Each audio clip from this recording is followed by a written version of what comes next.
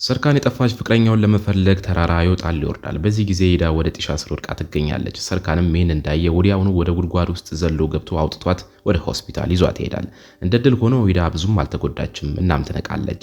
ከሷ ጋር መሆን እንደማይፈልግ ሲነግራት አምርራ የጠላችው ሄዳ በፍቅር ትቀርበዋለች። ከሱ ጋር ለአንድ አፍታም እንኳን መለየት አትፈልግም። ጭንቅላቷን ስለተመታች በባለፈው ጊዜ መለያየታቸውን እንኳን አታስታውስም። ሰርካንም ይህ ሁኔታ እንዲቀየር አልፈለገም፣ ተመችቶታል። ነገር ግን ከግማሽ ሰዓት በኋላ ልብ የሚሰብሩ ትዝታዎች ወደ አይምሯ ይመለሳሉ። በቁጣም ወዲያውኑ መኪናውን እንዲያቆመው ትጮህበታለች። ወደ ድርጅቱ መሄድ እንደማትፈልግ ትነግረዋለች። አክማንም ይህን ዜና ሲሰማ ወደ ኢዳ ቤት ሄዶ አብረው እንድትሰራ ይለምናታል። ጎበዝ እንደሆነችና በፍቅረኛዋ ምክንያት ስራዋንና እድሎቿን ማጣት እንደሌለባትም ይነግራታል።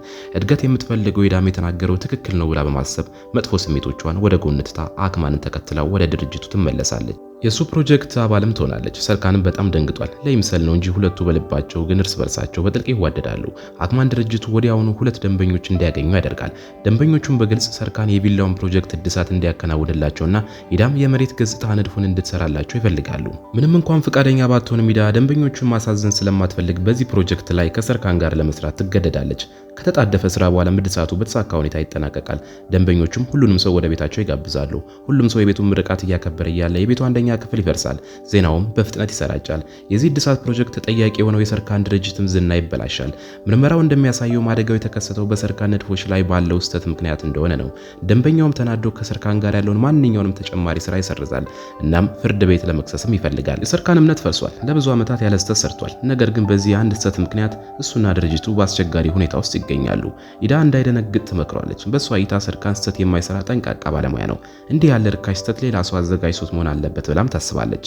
እናም ማን እንዳደረገው እንደምትፈልግ ስሙንም እንደምታጠራለት ቃል ትገባለች። ሁለት ስህተቶችን ካነጻጸረች በኋላ ኢዳ በኮምፒውተር የተሰራው ንድፍና ፕሪንት በተደረገው መካከል ልዩነትን ትመለከታለች። ይህ የሚያሳየው አንድ ሰው በታተመበት ጊዜ የቁጥር ቅንብሮችን እንደለወጠ ነው። የሥራ ባልደረቦቿን ከጠየቀች በኋላ ኢዳ ንድፎቹ በታተሙበት ቀን ሰሊን በአታሚው ዙሪያ ስትዘዋውር እንደነበረ ትረዳለች። ከሁሉም በላይ ደግሞ ከጥቂት ጊዜ በፊት ሰሊን ድርሻዎቿን ለሰርካን ከመሸጥ ይልቅ ለአክማን ሸጣለታለች።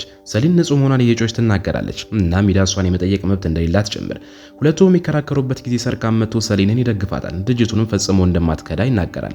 ሌላው ቀርቶ ፍርሃት ጭምር ለሰሊን ይከላከላል። የሰዎችን ሕይወት አደጋ ላይ ለመጣል ያን ያህል መጥፎ እንዳልሆነችም ይናገራል። ሰሊንም ንጹህ መሆኗን ለማረጋገጥ ጉዳዩን እንዲመረምሩት ለጋዜጠኞች ታሳውቃለች። ሳይታሰብ ኢዳ ወላጆች ከ20 ዓመት በፊት የገደለውን አደጋ ታገኛለች። ግራ ተጋብታም ወደ ሰርካን አፓርታማ ኢዳ እንዴት እንደተከሰተ ጠይቀዋለች።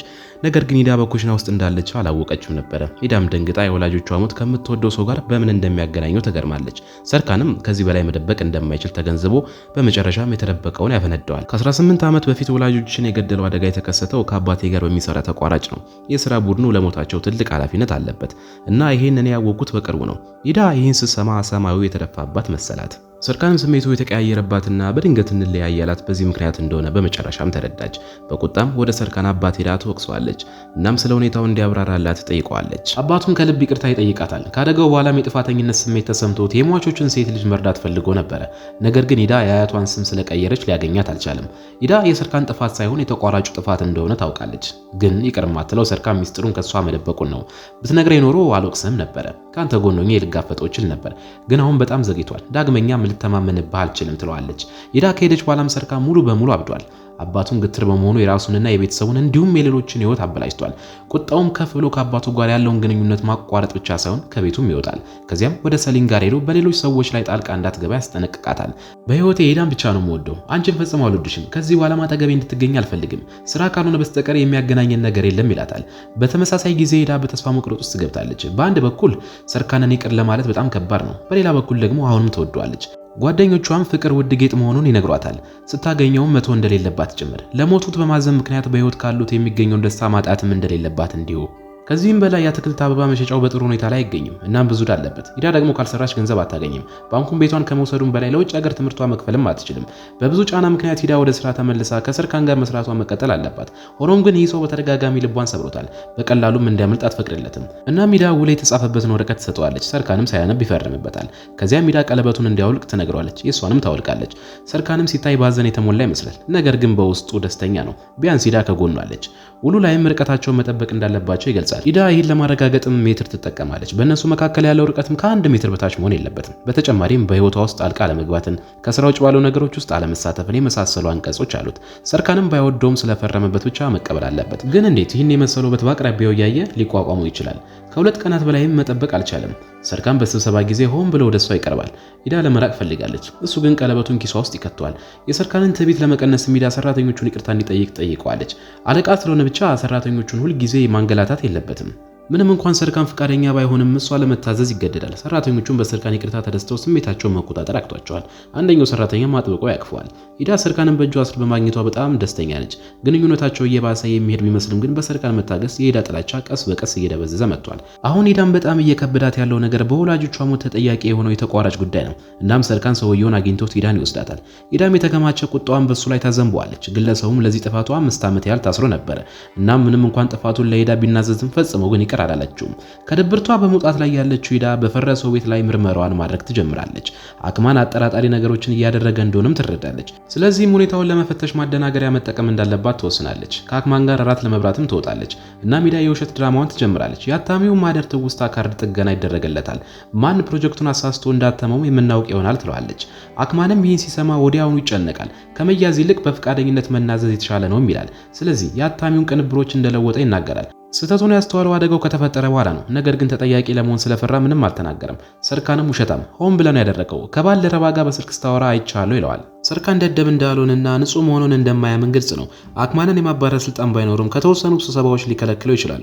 እምነቱን እንደጠፋና ተጨማሪ መረጃ ማግኘት እንደማይችል ሲመለከትም አክማን ትኩረቱን ወደ ጋዜጠኞች ያዞራል። በጉቦ አማካኝነትም ፈርሃት የሰርካንንና የኢዳን የጋብቻ ውል በድብቅ መቅረጹንና ሰሌን ሚስጥር ለማድረግም ለጋዜጠኞች ጉቦ እንደሰጠች ይረዳል። እናም ሁሉንም ነገር እንዲናዘዝ ፈርሃትን ያግባባዋል። አለበለዚያ ግን ሰርካን ራሱ ሲያውቅ ፈርሃትን ፈጽሞ ይቅር አይለውም። ከዚያም ፈርሃት ልክ እንደ አክማን በድርጅቱ ውስጥ ይገለላል። በተመሳሳይ ጊዜ ጠበቋ የኢዳ ጓደኛ ይህንን ሚስጥር ታውቃለች። እሷም ፈርሃት እንዲናዘዝ ትለምነዋለች። ታዲያ ይህ ሁሉ ንግግር ተደብቃ በነበረችው ሰሊን ጆሮ ውስጥ ይደርሳል። አክማን ይህን ተጠቅሞ ሰሊንን ያስፈራራታል። የቀረውን 5% ድርሻም እንድትሸጥለት ይጠይቃታል። ይህ ሰሊንን በፍርሃት ውስጥ ይጥላታል። መቼ እንደሚፈነዳ የማታውቀው ቦምብ ይዛ በየቀኑ ከመኖር ይልቅ መሸሽን ትመርጣለች። ስለዚህም ፈርሃት ለሰርካን ከመናዘዙ በፊት እሷ ራሷ ሁሉን ነገር ትናገራለች። ፈርሃት ነበር የጋብቻ ውሉን ወደ ጋዜጠኞች እንዲወጣ ያደረገው። በተጨማሪም አሉታዊ ተጽዕኖችን ለመከላከል ከጋዜጠኞቹ ጋር በግል ለመፍታት ሞክሬያለሁ። ይህንንም ኢዳ ታውቅ ነበር፣ ግን እሷም አልነገረችም። እኔም ለመልቀቅና 5% ድርሻዬን ወደ አንተ ለማስተላለፍ ወሰንኩኝ። ሰርካንም የንግድ አጋሩ ጠበቃው ፍቅረኛው ሰሊን ሁሉም ከእርሱ ሚስጥር እንደደበቁ ሲመለከት በጣም ተበሳጨ። ዳግመኛም እንዳይዋሹና እርስ በራሳቸውም እንዲተማመኑ ጠየቃቸው። ይህን ተከትሎም ኢዳን 3 ምኞቶች እንድትፈጽምለት ይጠይቃታል። ኢዳም ትስማማለች። ሁሉም ሰው ከሰርካን ጎን ሆኗል። አክማንም ወደ ጣሊያን ተመልሶ ከመሄድ ውጭ ሌላ ምርጫ የለውም።